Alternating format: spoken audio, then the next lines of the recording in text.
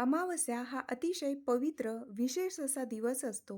पितरांची सेवा त्याचबरोबर ज्या काही घरातील संकट, दुःख असेल ते दूर होण्यासाठी कोणते उपाय करावे, घरात जर भांडणं होत असतील, त्याबरोबरच जर पितृदोषचा त्रास होत असेल, कोणतेही कामं तुमचे होत नसतील, वारंवार संकटं येत असतील, अडचणी येत असतील आणि कुठल्याही घरामध्ये मंगल कार्य घडत नसेल, तर अशा वेळेला विशेष पर्वामध्ये विशेष उपाय करण्याचे खूप जास्त फायदे होत असतात. म्हणूनच अमावस्येच्या दिवशी आपण जी काही उपासना करतो, सेवा करतो, त्यासोबतच जे काही उपाय करतो, त्याच्याने आपल्या जीवनातील संकट, दुःख कमी होतात. लक्ष्मीनारायणांची अखंड कृपा होत असते. त्याचबरोबर प्रगतीच्या संधी उपलब्ध होत असतात. नोकरीमध्ये काही अडचणी येत असतील, ते सुद्धा दूर होतात. त्यासाठी पितरांचा आशीर्वाद असणं ही तेवढंच महत्त्वाचं असतं.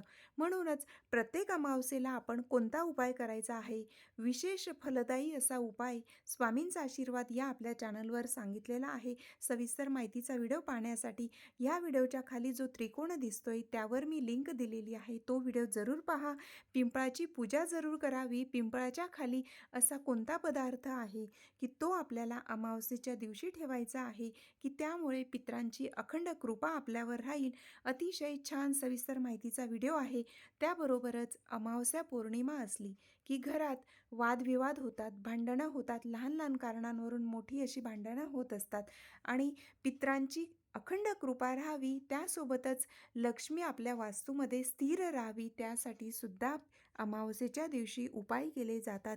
हे अतिशय प्रभावी असे उपाय आहेत, जरूर करावे. अमावस्येच्या दिवशी कोणत्या पद्धतीचं दान आपण करायला हवं, त्यानंतर की अमावस्येच्या दिवशी अशा कुठल्या गोष्टी आहेत की त्या आपण करायलाच हव्यात आणि अशा कोणत्या गोष्टी आहेत की त्या आपल्याला टाळायच्या आहेत. त्यासोबतच की अमावस्या हा अतिशय दिव्य असा दिवस असतो. सेवा, उपासना ह्यासोबतच आपण नामस्मरणही करायचं आहे आणि त्याचसोबत आपण जे उपाय असतात ते सुद्धा जरूर करावे. त्यामुळे आपली आध्यात्मिक उन्नती तर होतच असते, पण घरातील जी काही संकट, दुःख दूर होतात.